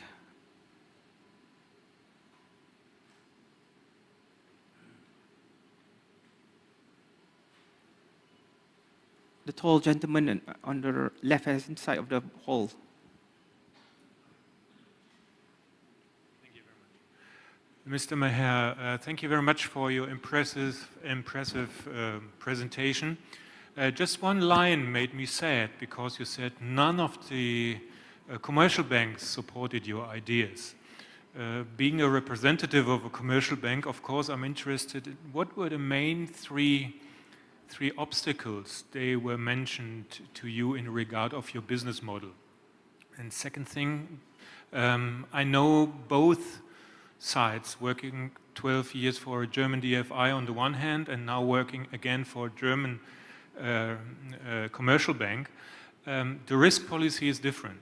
And this is also an issue in regard of the central banks of all countries which are present here, that sometimes commercial banks are more restricted than DFIs are not restricted, especially in regard of risk capital. So can you please mention some of the issues you felt you saw obstacles in, and how can commercial banks improve in this regard? So much. For commercial banks, and from my experience in my country, I knocked the door of all the commercial banks, and all said no, because they don't want risk. This is a new industry. Only development bank who trust the idea, and they're still trusting, and we are planning for something big in the country, inshallah. So for the commercial banks, as I said, Just sit with us, listen. Okay, we have today is renewable energy, reducing the carbon emission is a target, international target. We have Paris Convention in 2015 that all the countries must reduce the carbon emission. So if you will not support us, who will support us? This is the same, even with the government, when I'm talking about regulation. Yes, it is difficult or different between country to country, but it is the same challenge. It will take time. I think we need more regulations to make it faster from the central banks, okay? Because it is international goal. With the support of the government, the central banks, the commercial banks, we can make it. Yeah. Thank you. Is there any more questions from the floor? Gentleman on the left side of the hall.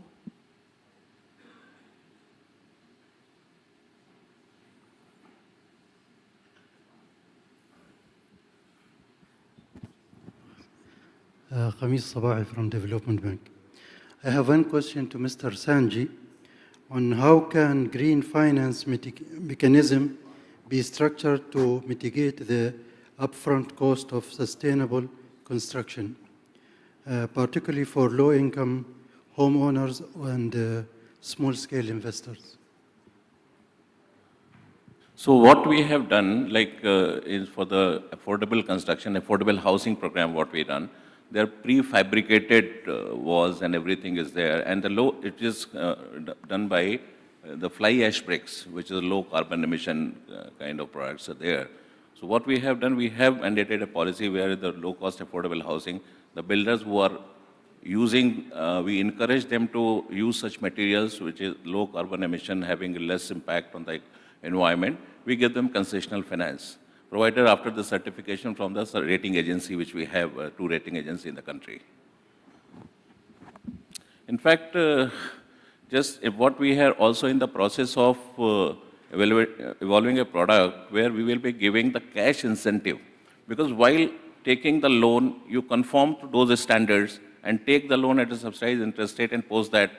We also, when the loan is off my book, then the conformance to the standards also is not to be what we are doing. Now we are going a cash reward. Could be on the lines of some of the countries, they have used that after the construction is complete and 5 years later also, if that conforms to the standards of the rating agency, then there will be nominal cash award or the payback of the interest what he has paid during the currency of the loan. So that also, that product also should be out soon. So that is how we are going to monitor. Lending once is what we can do at the time of lending, but monitoring that also is equally important. And that's the biggest challenge what we are facing in the sustainable financing. Thank you. Hope that answered your question. Okay, there's another question from the gentleman behind the MC. Good afternoon, everybody. This is Raj Negi, India, from National Housing Bank. In the course of presentation, most of the speakers talk about 2 modes of funding. The first is green bonds and other is green deposit. Being a common man, I just wanted to know what could be the other mode of funding, especially in terms of green financing.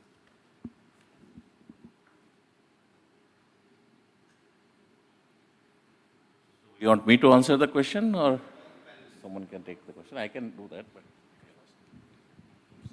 I can answer? Yeah.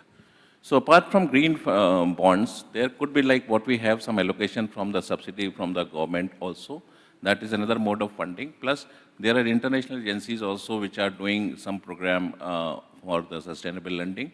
That also is another, the grant which is coming with that also could be one mode of financing. But raising the bond within the country from the local also creates awareness also, and given the tax incentive, that helps us in raising the money within that. You want to supplement? Your question is about the green bond issuance, the framework, or what? Do you have any specific sort of question?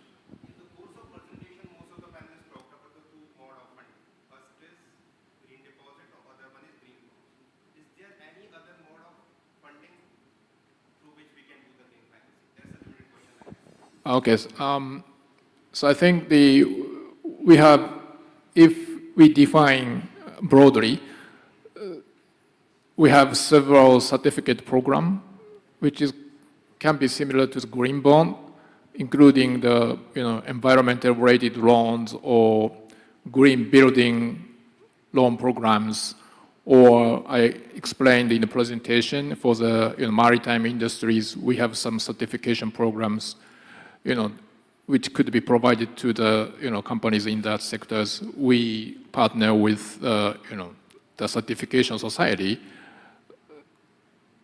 So for that partnership, that enhance some credibilities as to the certification or the trustworthy. So that's the examples that I have in mind. Yeah, I'd like to add as well. I think on top of the bonds and deposits, right? And there are many colored bonds and deposits. There's blue, there's green, there are transition bonds as well. I think there's a new labeled format which is sustainable linked bonds or loans, where it's linked to certain KPIs. And if, let's say, there is an achievement of those KPIs, reduction of greenhouse gases and whatnot, there will be likewise an equivalent reduction in the pricing and the spread. I think it's something that's quite unique, but what's critical, of course, would be the measurement. So there are very many ways to structure all of these types of financing that support sustainability projects. But I think what's also critical is that you have the regulatory framework that will provide the proper incentives for issuers and also for investors. Thank you. Okay. In Japan, Toyota has done the green asset-backed securitization. That has become a new route to raise money for funding this product. Toyota has done the green, all the EVs which they fund, electrical vehicle and the hybrid vehicles. So that that pool was there to raise money on asset-backed. That was the first asset-backed securitization of the green pool. Thank you. The question. So green bond in our kind of framework. So it's not purely the securitization. It's the risks of the bond is depending on the credit of issuer. However, we need to have eligible assets, and we need to manage properly for these assets so that we can be evaluated, that the bond is, the green bond by the third party assessment. Okay, thank you. So perhaps if I can have the last question, if I can, my panelists here can just say within the next few words, like what Mr. Hussein has said in his session just before our session today. He said that others can do it, why Oman cannot do it? So if you, as a wrap up, can you just share within a few words what can be done and can be shared with everyone here today in terms of going green and sustainability? So let me just start off.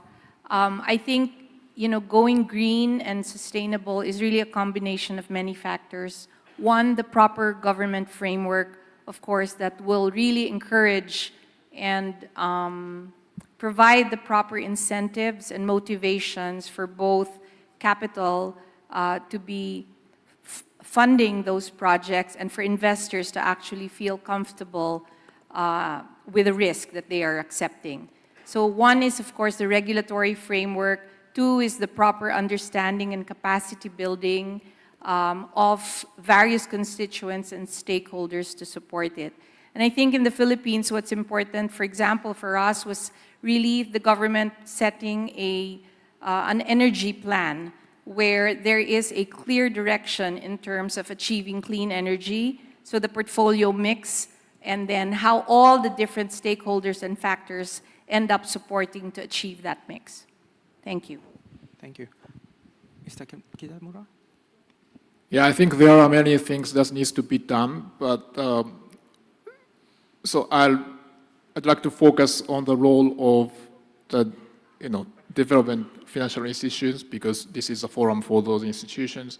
So I think we are as a development bank, so we are well positioned to provide some endorsement to the project which are good to, better serve for the carbon neutrality.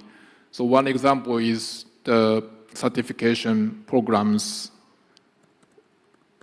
Sometimes we partner with third party, the certification society, but by us doing that, it makes more sense, and it helps definitely to prevail those activities into the society with some signal effects.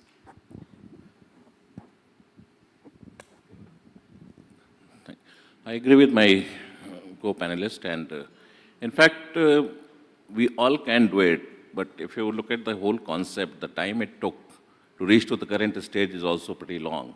Because the awareness, creating awareness is also one thing, because majority of us, when you have in any society, it comes secondary, because when we talk about ecological balance, when we talk about, plus the government will have to give a push, central bank also will have to have the norms like what we have in our country, where the part of the portfolio has to, in practice sector, and certain green energy projects and green projects have been labeled to be in that pool of the portfolio, could be X amount of, and then lowering the risk weight also encourage the banker to, even a commercial banker I'm talking about, commercial banker also to lend to such product, because when I heard my co-panelists, because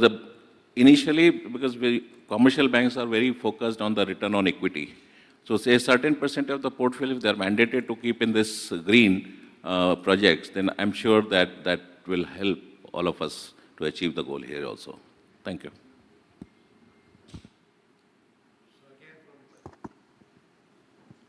Again, from SMEs, Mr. Hussein said that if Oman can do it, others can do it. We are here today. I think we need to focus on R&D. I discovered a student in schools who can produce energy, biodiesel and ethanol in the schools only. So we need to support the R&D. Banks need to lower the interest and to make it easy to get the support or the loans for the SMEs and for other ideas. Okay, thank you. Thank you so much for the panelists here today. So in conclusion, if I can summarize quickly, is all parties play a role towards this green initiative that we are all going through, be it policymakers, financiers, SMEs, and on top of that, incentives, motivation, endorsements, certification, and awareness are also key for our green finance and sustainability. With that, I end. Thank you so much. Thank you all to all the panelists here today, and I'll pass to the MC today. Thank you very much, Mr. Azwan. To formally recognize the invaluable contributions of this amazing and insightful session, I would now like to request to join us on stage to appreciate our moderator and panelists, His Excellency Ban Lim, Deputy CEO of Agricultural and Rural Development Bank, together with Mr. Hamad Al-Harthi, Chairperson of the 48th ADFIAP annual meeting that is held here in Oman. A round of applause, ladies and gentlemen.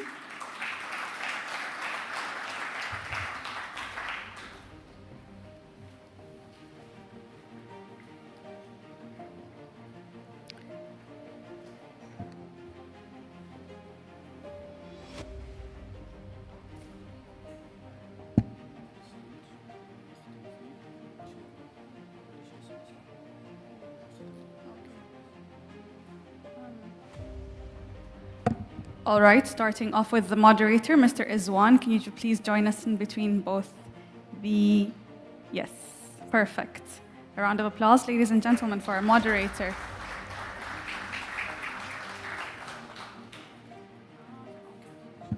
Followed by Ms. Lynette Ortiz from the Philippines. A round of applause, ladies and gentlemen.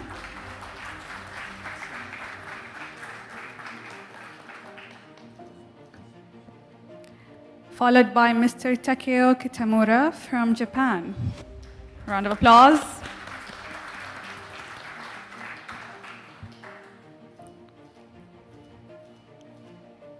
And now Mr. Sanjay Shukla from National Housing Bank of India. A round of applause, ladies and gentlemen.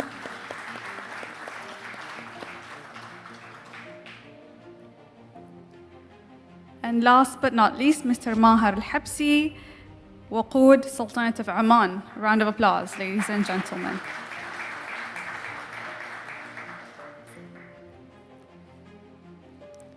All right, now for a group photo.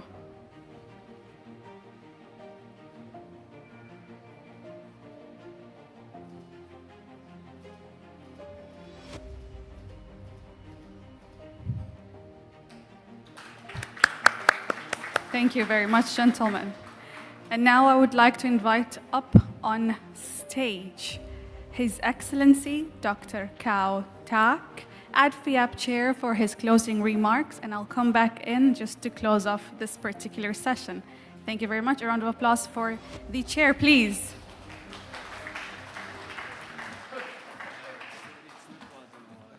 Okay. Sorry for that. Yeah, no problem with that.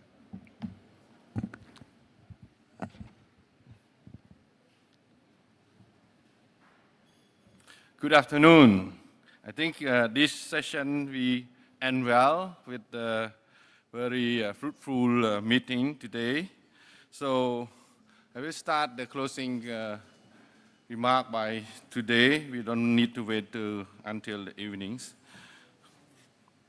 Mr. Hussein Al-Lawi, CEO of the Development Bank of Oman, Mr. Enrique Florencio, Secretary General of the ADFIAP, distinguished guests, ladies, Your Highness, ladies and gentlemen, as we draw the curtain on the 48th ADFIAP annual meeting under the theme Economic Gardening and Development Impacts, allow me to begin by extending my deepest gratitude to our gracious host, the Development Bank, for their dedication, warm hospitality, and tireless effort in ensuring the success of this remarkable event.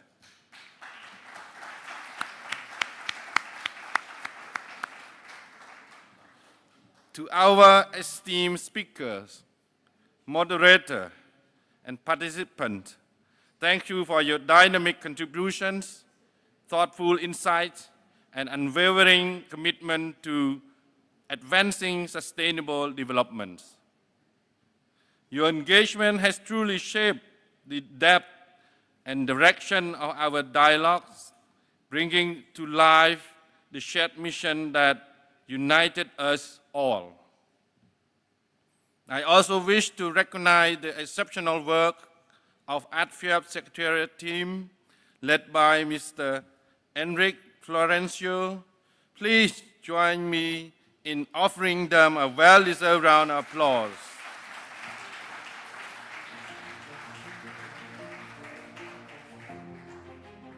As we reflect on our engaging discussion and meaningful exchange, several key themes emerge to guide our future work.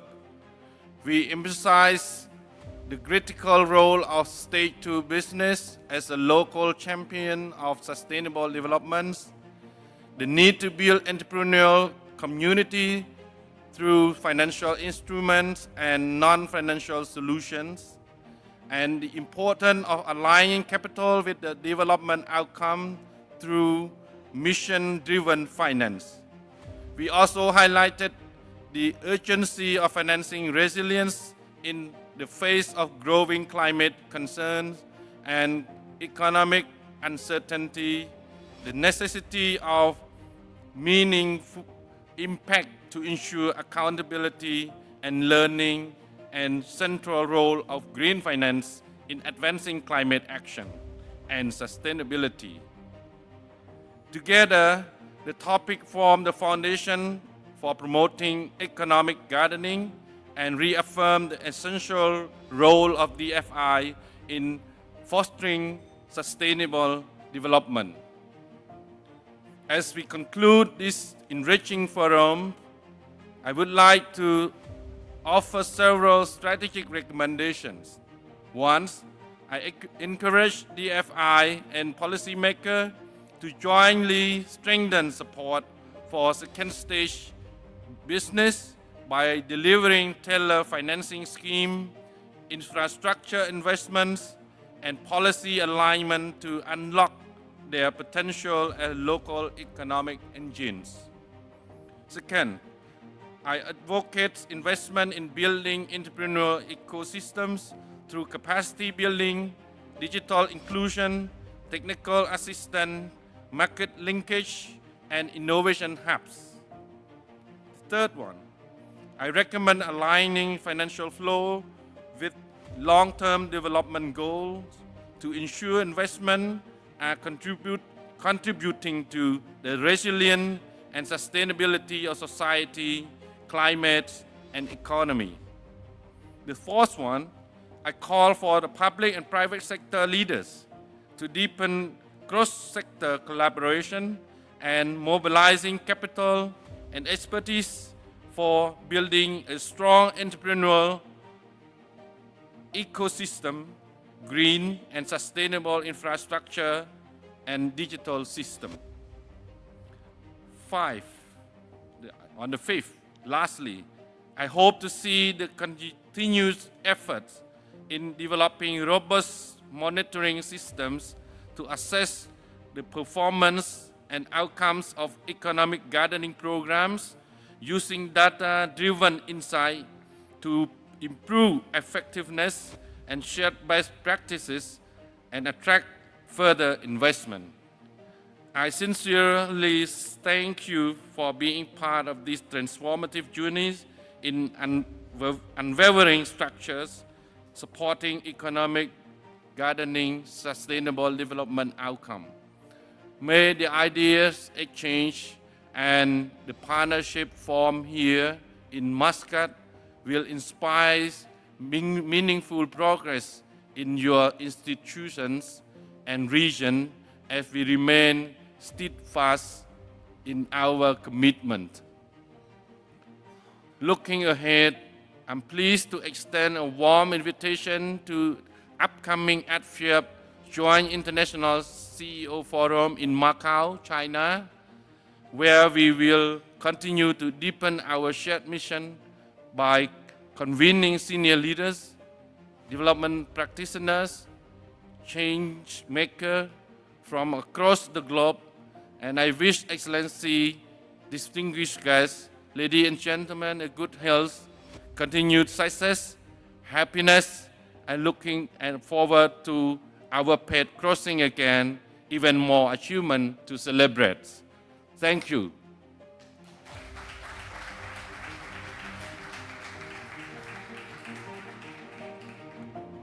Thank you very much to the chair. And now, ladies and gentlemen, before I proceed, I would love to have your attention. We kindly request your assistance, very critical, in locating 6 missing translation headsets. So if you have borrowed one or happen to see one lying around in the room, kindly please grab it and share it to the back of the room to our event organizing team so that the entire number of headsets is completed. And your cooperation is completely appreciated to ensure that these resources remain available for all participants in the next set of sessions that we're going to have. Last but not least, thank you all, of course, for joining us during the annual meeting and the insightful panel sessions held yesterday and today. Your participation and engagement have truly enriched our discussions and strengthened our shared commitment to development and innovation. Before we proceed to lunch, I'd like to bring to your attention that the next session, the Delegates Meets Delegates, DMD, will take place right here in this ballroom and is exclusively for the ADFIAP delegates. This will be followed by the General Assembly meeting, which is also for ADFIAP members only. Once again, we do thank you for being a part of this important gathering, and we look forward to welcoming you to the next ADFIAP annual meeting, wherever it is, inshallah. And before you do go for your lunch break, be sure to network, but most importantly, we would like to notify you that to accommodate for the timing changes, we will be seeing you back here at 3 p.m. And on behalf of the entire organizing team and the event management team, I would like to thank you all and wish you all the great success. And it was a pleasure hosting you. Wassalamu alaikum wa rahmatullahi wa barakatuh.